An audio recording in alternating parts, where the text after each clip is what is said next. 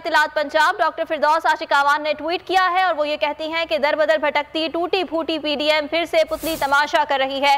PDM के मुस्तरदशुदा किरदार अपनी दम तोड़ती इंतशाराना सियासत से खौफजदा हैं। फ्लॉप पीडीएम फिल्म को स्क्रीन पर जिंदा रखने की कोशिश की जा रही है। फिरदौस आशिक आवान ने अपने ट्वीट में यह भी लिखा कि फजाती मौलाना की क़यादत में इबरतनाक रुसवाई से करप्ट टोले ने कुछ ना सीखा। दूसरी किस्त में पहले से ज्यादा हजीमत डकैत गैंग का मुकद्दर बनेगी। फिरदौस आशिक आवान ने यह भी लिखा है कि इक़्तिदार का हलवा मौलाना शहबाज शरीफ और पीडीएम चमचों को मयसर नहीं होगा। फिरदौस आशिक आवान की जानिब से ट्वीट किया गया है। गुज़िश्ता रोज पीडीएम का स्वात में जलसा हुआ और इस सिलसिले में फिरदौस आशिक आवान ने ट्वीट किया है और तनकीद का निशाना बनाते हुए ये कहा है कि पीडीएम का ये जो दूसरा पावर शो है और जो सियासी तमाशा रचाया जा रहा है, इसमें पीडीएम को नाकामी का मुंह देखना पड़ेगा।